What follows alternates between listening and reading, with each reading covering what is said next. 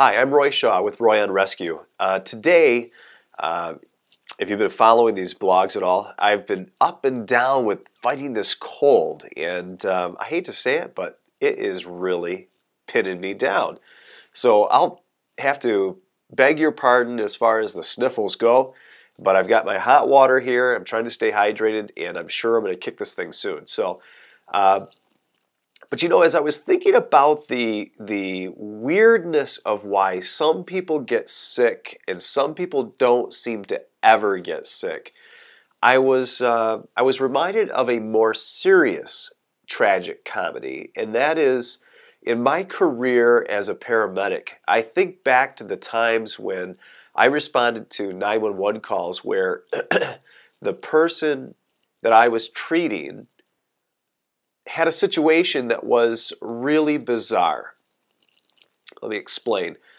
In other words, they shouldn't have been injured from the thing that injured them. It was a weird twist of fate of sorts. For example, someone dying from a broken neck because they rolled the wrong way in bed and fell between the bed and a lampstand, broke their neck, and died. So they basically died falling out of bed. Then you have these stories from around the world where people fall hundreds of feet. In fact, one story stands out in my mind about a gentleman who literally parachuted out of an airplane, fell hundreds and hundreds of feet, parachute didn't open, and he landed in a marsh or a kind of a wetland, but not water, and survived to tell about it. You know, I think there's probably very few questions in life that are harder to answer about living and dying than these so-called tragic comedies. But what I want to talk about specifically is maybe a little philosophical and maybe even a little spiritual, but it is true, I guess, that every one of us here on earth is going to die at some point.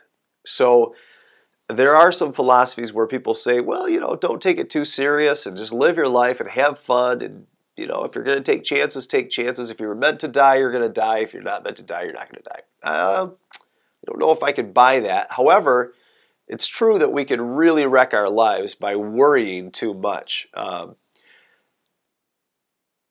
But I think from the aspect of rescue, one thing that stands clear in my mind is that if all the preventative things don't work, we try to be careful, we try to make sure the crib bed is, the railing is up and locked in so the baby cannot get caught or fall out of the bed.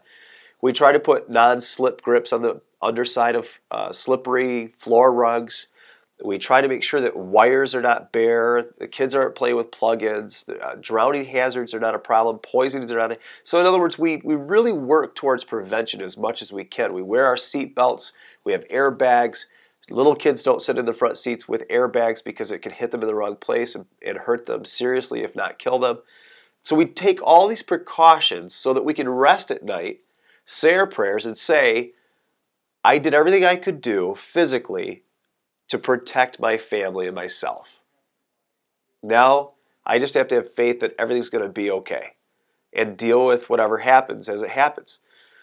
But I will say from the area of rescue, knowing what to do in a crisis or preparing before it happens can surely stack the deck in our favor, especially when we realize that when a person stops breathing and loses their pulse, they have approximately 6 minutes for you to begin CPR, call 911, and get an AED on their chest and have it shock them in order to maximize their survivability.